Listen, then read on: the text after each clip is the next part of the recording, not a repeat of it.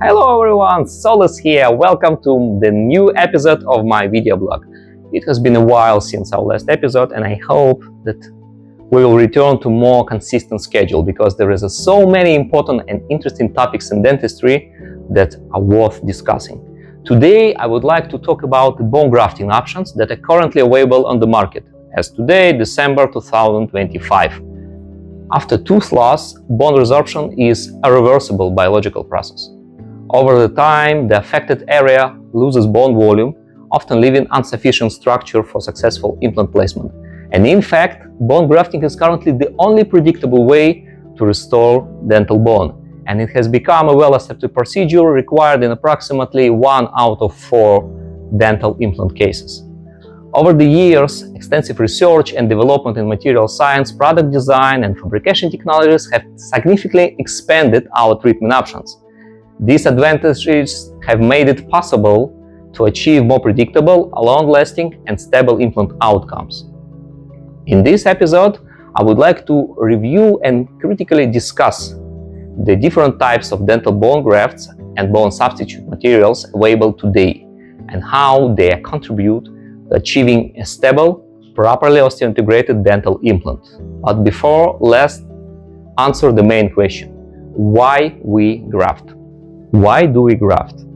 As one of my fellow doctors once said before the grafting procedure, we dentists create defects and wounds as the part of our everyday work. It's our responsibility to heal those defects and bring the site as close as possible to what nature originally intended. And this is very true. A large part of what implant dentists do every day is wound management, defective treatment, and site restoration. Today, with modern dental implants, bone grafts, and barrier membranes, our ability to achieve predictable results is greater than ever, but still, in clinical practice, bone grafting is mainly used for a few core purposes. First, bone grafts are used to restore a wounded or surgically treated site. Second, the bone grafts are used to augment bone that has already undergone resorption. Third, we expect the graft to support and accelerate wound healing, while also assisting in the new bone volume formation. Fourth, the graft serves as the temporary placeholder. It helps preserve site health and volume and provides a stable scaffold for the future prosthetic restoration. And ideally, what all dentists want to see is full restoration of the site dimensions, proper vascularization that fits the area, support of the natural bone remodeling process, and eventually replacement of the bone graft materials with the healthy, vital patient bone. What do we look for in bone grafts? First, we look for biocompatibility. We want the bone graft to support both wound healing and the restoration of the bone at site. And at the most basic level, the graft has to be accepted by the body and by the graft site. For example, if we see significant inflammation after a grafting procedure, this might suggest poor acceptance or even rejection of the graft. Of course, some level of inflammation is normal and even helpful for healing, but an excessive inflammatory response is usually a red flag. This type of reaction tends to be more pronounced in smokers, patients with diabetes, or those on medications. Secondly, we look for bioactivity. We want the graft to effectively communicate with the surrounding bone and tissues. A good graft should trigger remodeling and regenerative processes, either passively or actively, but eventually lead to new bone formation. If this communication doesn't happen, we do not get true regeneration, as instead, the body might respond by forming the connective tissue and encapsulating the graft particles, essentially trying to isolate what it perceives as the foreign body. We see it quite a lot in synthetic materials. Next, the graft should be osteoinductive. In simple terms, we want the graft to create an environment that supports faster regeneration. Otherwise, why use the graft at all? And faster bone regeneration can happen in different ways. Some grafts merely act as a scaffold, a structure that bone cells could attach and grow alone. But that's not induction. This is osteoconduction, and I'll touch on this topic later. while some grafts go one step further and stimulate a stronger osteoblastic response, meaning more active bone-forming cells on site. This is what we refer to as osteoinduction. In reality, very few grafts on the market are truly osteoinductive, and yes, it's better to be osteoconductive as well. We want the graft to maintain the site structure and remain stable until site can support itself.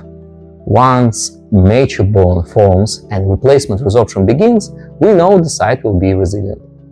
The graft needs to stay in place for long enough for this to happen. If it resorbs too quickly, before the newly formed bone matures into lamellar bone, the site will not be properly maintained and the immature moving bone may be resorbed as well.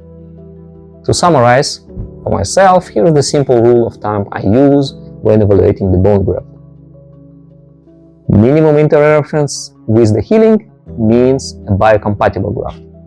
A communication between grafts and bone means a bioactive graft. Stimulation of regeneration and healing means an osteoinductive graft. And for the long-term site maintenance and strong scaffold, you will need osteoconductive, slow resorbing graft. Let's quickly review our option for the bone grafting. First is autografts. Autografts use bone harvested from the patient's own body, most commonly from another area of the jaw. Because this is the patient's own tissue, the integration will be excellent. However, this requires an additional surgical site.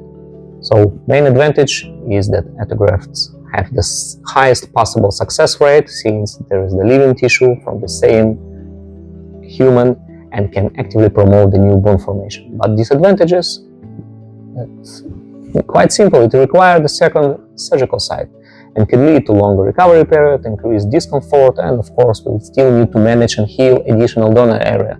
Plus the amount will be limited, in some cases even non-existent. So for this we have the allografts. Allografts are derived from the donor bone and taken from human bone banks. They provide a natural bone structure without the need of additional surgical site, which is great and make them a very popular option in a daily practice. Main advantage, no surgical site is needed. The bone is well processed, integrates predictably because it's a human bone and well suited for clinical use. The disadvantages is the healing. Healing is fast, sometimes even too fast. As I explained previously, this means that resorption rates are also high. So on allograft only cases, we will see the limited bone preservation and absence of stable long-term scaffold for new bone formation. For this, we need the xenografts. And xenografts are sourced from animals, most commonly bovine or porcine. They provide a strong scaffold for the new bone graft, but the integration process is usually slower. So main advantage is the natural and mechanically stable structure for bone graft. So they are very effectively maintaining volume and shape over the time. But main disadvantages is because xenograft is from animals, they require intensive processing, including all active protein removal for safety reasons, which called deproteinization. Bone integration is significantly slower and never truly be complete. The native bone often doesn't replace the graft material, so after the years you could still see it on site. And while not belonging to the same lineage, but just to be fair, let's review the alloplastic grafts, synthetic grafts. They made from biocompatible ceramics. Since they are mineral-based, the ability to actively stimulate new bone formation is much lower compared to the natural bone. Advantage, they are relatively inexpensive, completely safe, not limited, no carry any risk of disease, transmission or allergic reaction. But they are also good alternative for patients who prefer not to use human or animal-derived materials like vegans. But main disadvantages are clear. Although they provide a basic scaffold, alloplastic grafts do not actively promote any bone preservation or new bone formation. Encapsulation is very common, where the fibrous capsule forms around the particles as the result of the body's immune response to foreign materials. And that's not all. There is the method number 5 of the grafting people tend to forget about, the Dentin grafting. The relatively novel approach involves the use of dentin derived from the tooth itself. Since dentin grafting is still relatively unknown, it's worth going a bit deeper into the details. A dentin graft is the bone substitute derived from the freshly extracted teeth. So what we do, we extract the tooth, process it using dedicated equipment, ground it into particles of the specific site, and voila, we have bone graft. When the patient's own tooth is used, the technique can also be considered as another form of autologous grafting. The core idea behind dentin grafting is actually very simple. A tooth has almost the same composition as the bone. It consists mainly of hydroxyapatite with the higher density, type 1 collagen fibers, and it's rich in BMPs, growth factors, and even stem cell related components. So in other words, the basic building blocks that are very similar to the bone are here. At the same time, the dentin graft overcomes many of the limitations of traditional autografts and offers several advantages. First, harvesting is done from an extracted tooth, so the entire process takes place outside of the oral cavity. Second, dentin and enamel are harder and more durable than the cortical bone. This provides an excellent scaffold for bone growth, which makes dentin highly osteoconductive. Third, dentin resorbs slowly.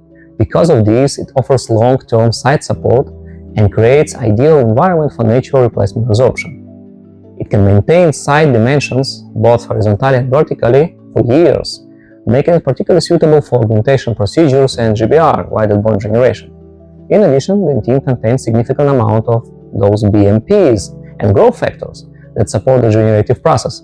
This allows for faster new bone formation compared to many other graft materials, giving it truly osteoinductive potential. Another important advantage is ankylosis. Dentin is known to fuse directly with the existing bone of the graft site. This creates a very strong biological connection between the dentin particles and the surrounding bone, providing early stability and supporting healthy healing. Anyone who has ever tried to replant the patient's tooth back knows exactly what I mean. But with all this, there is one major drawback, and quite significant one. The limitation is not the biology, but the processing itself. The tooth must be properly cleaned, removing all the affected areas, dried, ground, sorted, demineralized, washed, prepared, and all this while the patient is still in the chair and the local anesthesia is wearing off. So there is not very practical or realistic workflow, unfortunately, and on top of that, the amount of usable graft material from a single patient is usually limited. For this reason, dentin grafting has never reached the level of popularity it truly deserves.